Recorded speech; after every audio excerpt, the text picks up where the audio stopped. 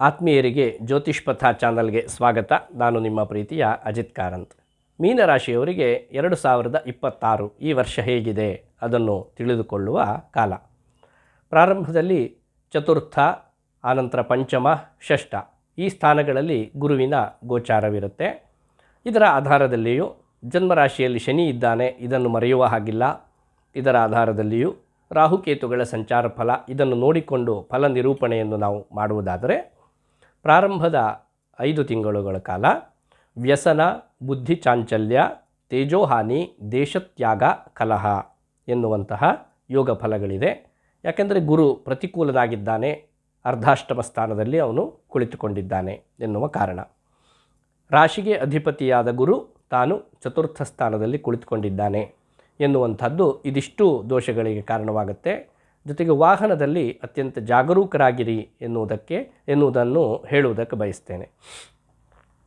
ಕೆಲಸ ಮಾಡಬೇಕಾದ್ರೆ ಯಾವ ಕೆಲಸವನ್ನು ಮಾಡಬೇಕು, ಯಾವುದನ್ನು ಬಿಡಬೇಕು, ಇದನ್ನು ನಿರ್ಧಾರ ಮಾಡುವುದಕ್ಕೆ ನೀವು ಅಶಕ್ತರಾಗ್ತೀರಿ. ಆವಾಗ ಸಹಜವಾಗಿಯೇ ಬೇರೆಯವರ ಸಹಾಯವನ್ನು ಪಡೆದುಕೊಳ್ಳುವುದು ಇಲ್ಲಿ ಅತ್ಯಂತ ಸೂಕ್ತ.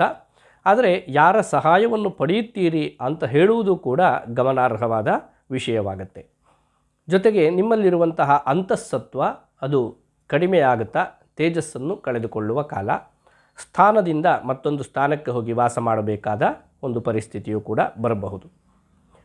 ಆನಂತರ ಪಂಚಮ ಸ್ಥಾನಕ್ಕೆ ಜೂನ್ನಿಂದ ಅಕ್ಟೋಬರ್ನವರೆಗೆ ಈ ಕಾಲದಲ್ಲಿ ಉತ್ತಮವಾದ ಗುರುಬಲ ನಿಮ್ಮನ್ನು ಹೊಂದುತ್ತೆ. ರಾಜಸಮ್ಮಾನ, ಸಜ್ಜನ ಸಂಸರ್ಗ, ಉತ್ತಮವಾದ ವಾಹನ ಸೌಖ್ಯ, ಪುತ್ರಪ್ರಾಪ್ತಿ ಹಾಗೂ ಉತ್ತಮವಾದ ಗುರುಬಲ. ಇದರ ಕಾರಣದಿಂದ ಮನೆಯಲ್ಲಿ ಮಂಗಳ ಕಾರ್ಯಾಚರಣೆ ಹಾಗೂ ಕುಟುಂಬ ವೃದ್ಧಿ ಎನ್ನುವಂತಹ ಯೋಗ ಫಲ ಇದೆ. ಇನ್ನು ಅದೇ ಗುರು ಷಷ್ಠ ಸ್ಥಾನಕ್ಕೆ ಪ್ರವೇಶ ಮಾಡ್ತಾನೆ ಅಕ್ಟೋಬರ್ ತಿಂಗಳ ನಂತರದಲ್ಲಿ. ದಾರಾಪುತ್ರ ವಿರೋಧ, ಸ್ವಜನ ಕಲಹ, ವ್ರಣಬಾಧೆ, ಚೋರ ಮತ್ತು ಅಗ್ನಿಬಾಧೆ ಎನ್ನುವಂಥದ್ದು ನಿಮ್ಮ ಅನುಭವಕ್ಕೆ ಬರಬಹುದು. ಹಾಗಾಗಿ ವ್ಯವಹಾರದಲ್ಲಿ ಮತ್ತು ನಿಮ್ಮ ಮಾತಿನಲ್ಲಿ ಸ್ವಲ್ಪ ಹಿಡಿತವನ್ನು ಇಟ್ಟುಕೊಂಡು ವ್ಯವಹರಿಸಿದರೆ ಈ ಎಲ್ಲ ಫಲಗಳಿಂದ ನೀವು ಮುಕ್ತರಾಗಬಹುದು. ಜನ್ಮದ ಶನಿಯ ಕಾರಣದಿಂದ ತೇಜೋಹಾನಿ, ಮತಿಭ್ರಂಶ, ಮನಃಪೀಡೆ, ರೋಗಪೀಡೆ ಮತ್ತು ಮಾಡಬಾರದ ಕಾರ್ಯವನ್ನು ಮಾಡಿ ಬಂಧನಕ್ಕೆ ಒಳಗಾಗುವಂತಹ ಸ್ಥಿತಿ, ವೈರ, ಹೃದ್ಬಾಧೆ ಈ ಎಲ್ಲ ಯೋಗ ಫಲಗಳನ್ನು ಕಾಣಬಹುದಾಗತ್ತೆ.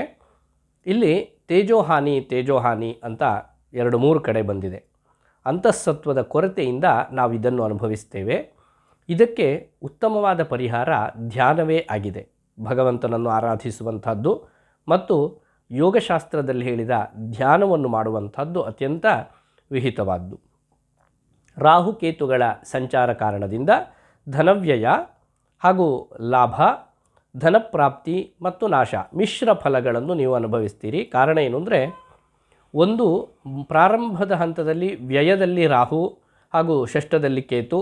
ಷಷ್ಠದ ಕೇತುವಿನಿಂದ ಒಳ್ಳೆಯ ಫಲವನ್ನು ನಾವು ಹೇಳಿದರೆ, ವ್ಯಯದ ರಾಹುವಿನ ಕಾರಣದಿಂದ ದುಷ್ಫಲವನ್ನು ಹೇಳಬೇಕಾಗತ್ತೆ. ಅದೇ ರಾಹು ವರ್ಷದ ಅಂತ್ಯದಲ್ಲಿ ಕೊನೆಯ ಭಾಗದಲ್ಲಿ ಲಾಭಸ್ಥಾನವನ್ನು ಪ್ರವೇಶ ಮಾಡ್ತಾನೆ.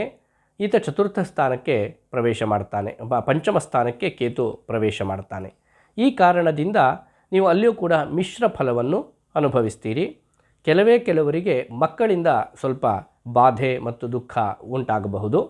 ಇದನ್ನು ಕೂಡ ನಿಮ್ಮ ವ್ಯವಹಾರದಲ್ಲಿಯೇ ಸರಿಪಡಿಸಿಕೊಂಡು ಹೋಗಬೇಕಾದಂತಹ ಸ್ಥಿತಿ ಇದೆ.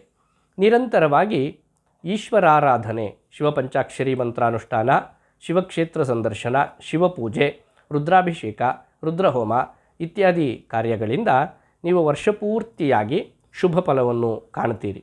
2026 ಮೀನರಾಶಿಯವರಿಗೆ ಶುಭ ಪರಂಪರೆಯನ್ನು ತರಲಿ ಎನ್ನುವುದಾಗಿ ಹಾರೈಸ್ತೇನೆ. ಧನ್ಯವಾದಗಳು.